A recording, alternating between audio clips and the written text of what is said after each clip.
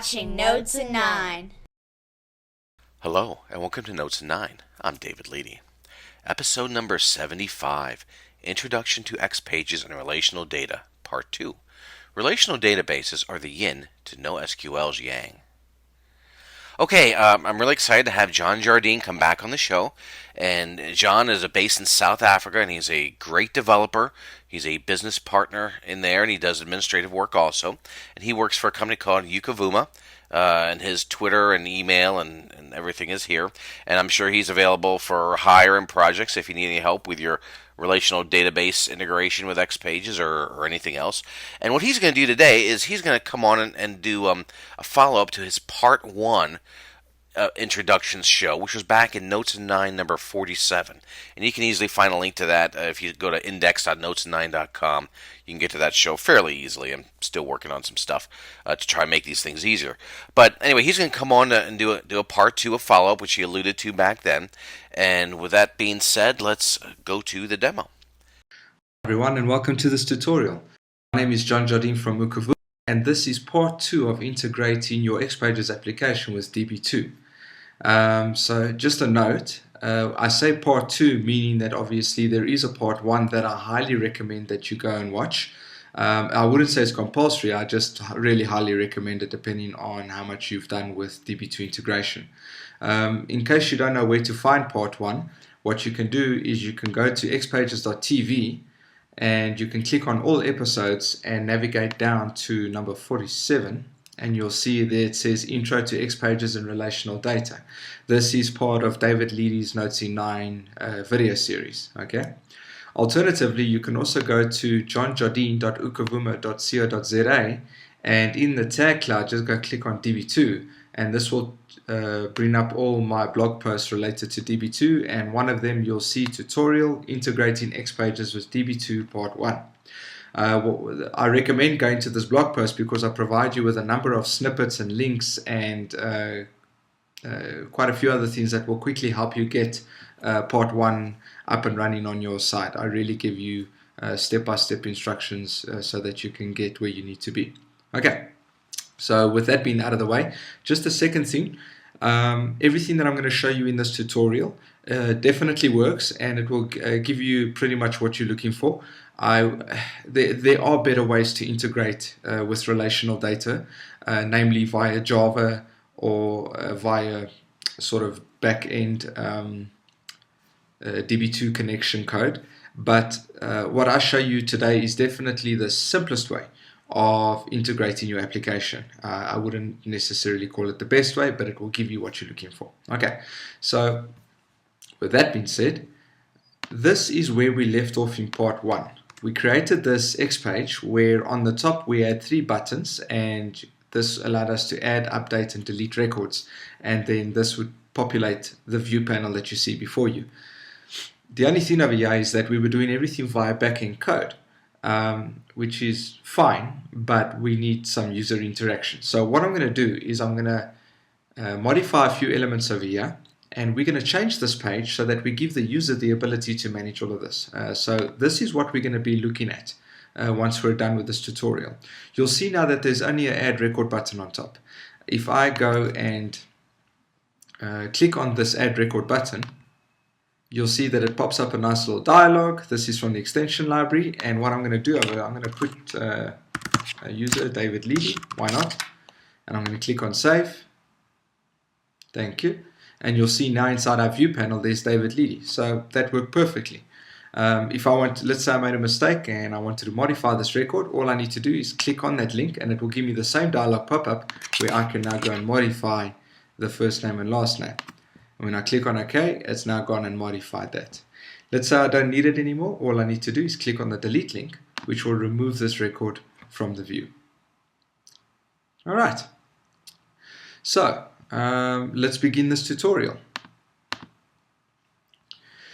So here we go. This was the X page that we had originally, and what we're going to do is we're just going to make a couple of basic changes. So first things first, we're no longer going to use the update record, we're no longer going to use the delete record buttons, and what we're going to do is we're going to add 3 more columns. So I've highlighted this one column here, and I'm going to go into the code because it's just faster. And I'm going to go paste this 3 times. Okay, so let's just go to the first one. What I want to do is I want to map these columns to the columns inside DB2. And if I go into my DB2, you'll see there's my user profiles table. And if I double click inside that, I'm currently only showing first name. What I want to do is I want to show last name and I want to show ID. All right. The final column will be our delete link, which I'll get to later. So over here, I want to now choose this, and I want to say the column name is last name, and the column header will also just say last name. Okay, that's good.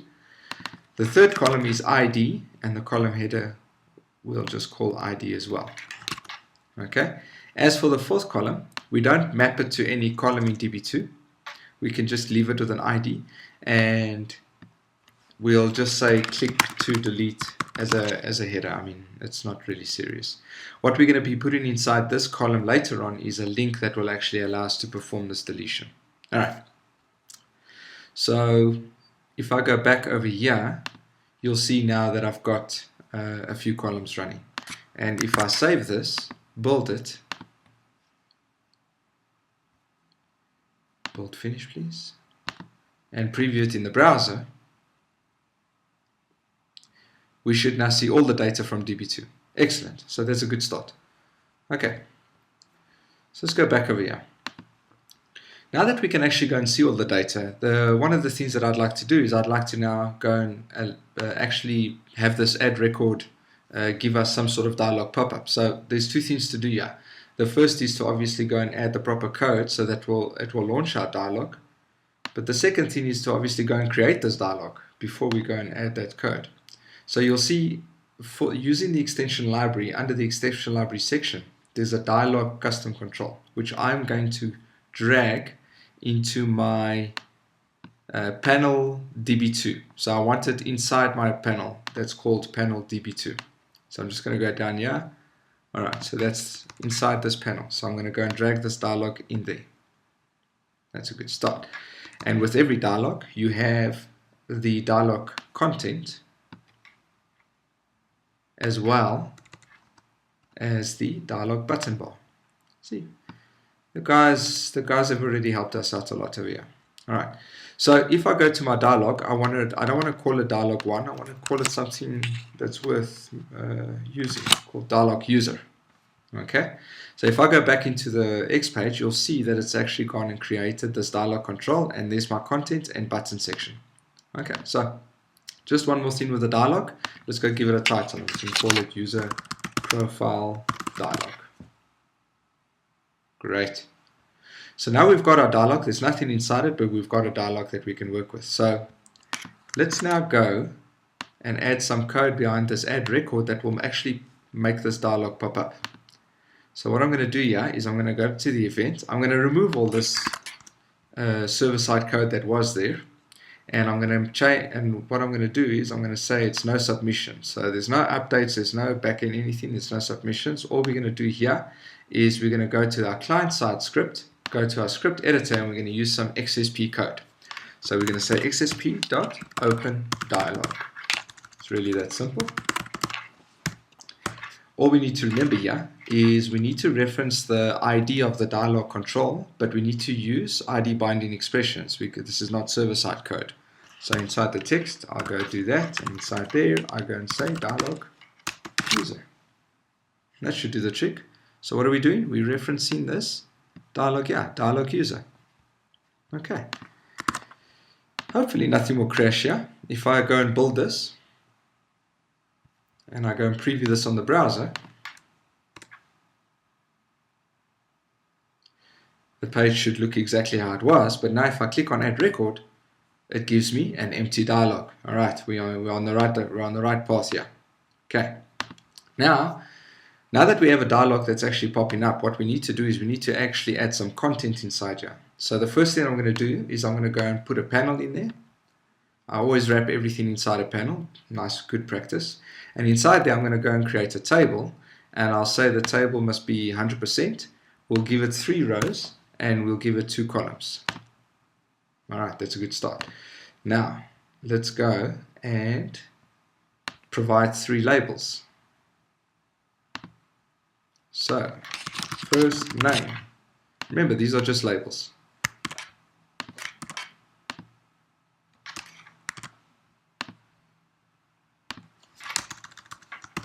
Last name.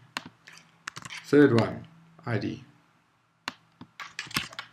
And on the right hand side, we can now go and add simple controls like an input control, an edit box. So I'm going to go put it there by first name, and I'm going to call it input first name.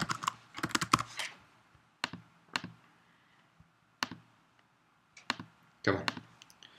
And I'm going to copy this. I'm going to do the same over there, and I'm going to call it input last name. Alright. Then for ID, I don't want anyone modifying the ID, so I'm going to provide a computed field. And I'm going to call it computed ID. I don't want anyone to modify this, I just want them to see it. Alright, so now we've got that. Also, under the button, while we might as well just do this. I want to go and add a panel again. And inside the panel, I want to go add a button and a link. So I'm going to put in a button over there. And I'm going to call the button save. And I'm going to go add a link next to it. And I'm going to call the link cancel. Okay. So let's go see how this looks quickly. Save, build, preview in the browser. If I go and click on add record, it's now starting to look like something. Alright, it's currently empty and it's performing half its purpose because we can go now and say, okay, my first name is John, my last name is Jardine. But the problem is if I click on save, nothing happens. And if I click on cancel, nothing happens as well. And if I click on close over there, all it's going to do is close it, which means that if I open it again, my data is gone. Alright, so it's only performing partially what it should be doing. Alright, so now what we need to do is we need to make the save button perform a physical operation for us. So what we wanted to do is we actually wanted to run some code that will perform the save into DB2. First things first, when we run this, click on the save button, we wanted to update our DB2 panel. Okay, so I've got that over there, and over here I'm going to go and put in some script. Now I've already put the script down here, so I'm just going to copy it and I'll explain what it does. We don't have too much time on this tutorial. Okay, so this is server-side JavaScript, and you'll see what I've done here is I've created a very simple JSON array. And what I'm doing is I'm fetching the value out of the input first name and the input last name. Those are the two edit boxes that I created in the dialog. Then what I do is I go and check if computed ID actually has a value or not. If it doesn't have a value, it means that we need to create the record. If it does have an ID or a value, it means that we are going to update an existing record in DB2. Okay, so that's pretty much what this check does. So if we take a look at what happens when it's a new record, we do an @JDBC insert. We pass the connection name, which is something that we did in part 1. We pass the table name, and remember it's a schema.table, and then we pass the JSON array. So that does everything that we need in order to populate the DB2 table and create our new record. If we wanted to update an existing record, we use an @JDBC update instead of an insert. Everything's pretty much the same with 2 exceptions. Number 1, we go and say ID ? And we go and provide the current ID that we fetched from the computed control inside this dialog, meaning use this ID and update that record inside DB2. Think of this ? being whatever this value is. Okay, so there's our code to actually go and update or add records into DB2. So I'm going to click on OK, and that will fix that. So let's go and test it.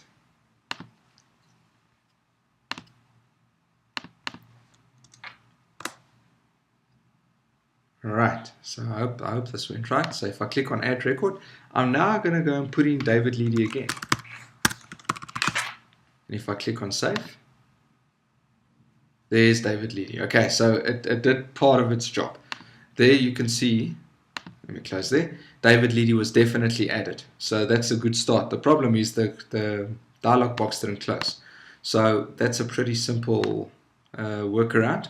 all we need to do is we go to the button, we expand it here in the outline section, we go to event handler, which will give us extra properties that weren't seen before. I explained this in part 1.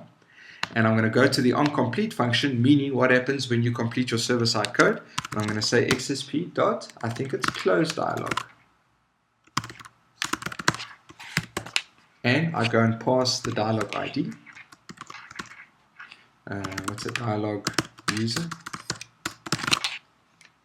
Close. Alright. That code should do the job.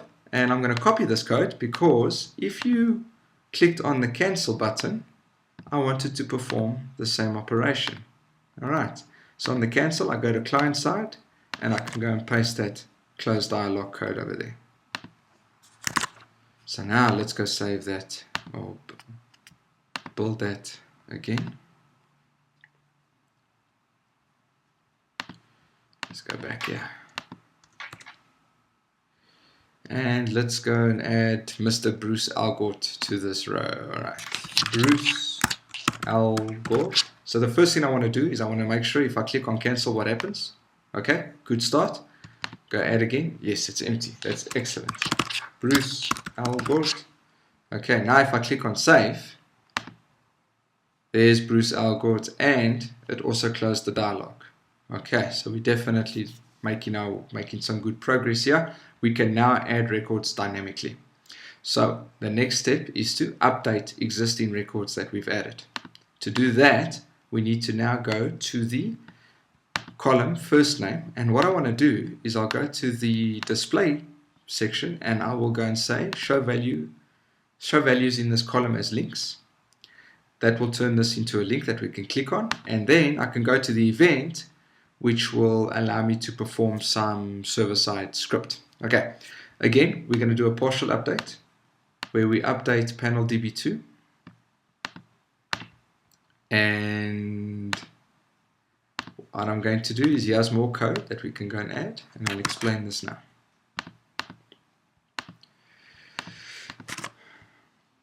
So the first piece of code shows the dialog. It works almost the same way as the earlier one when I said xsp.openDialog, except this is via server-side script. So what we do is we get component dialog user.show.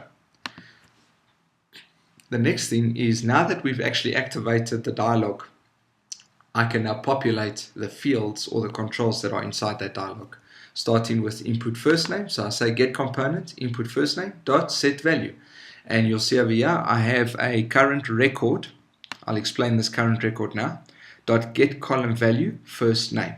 And you'll also see that I do a trimming on it, just in case your DB2 column is some sort of character column where it actually goes and creates blank spaces where there should be characters. Okay, so the trim just keeps the data space free where it's not needed. All right.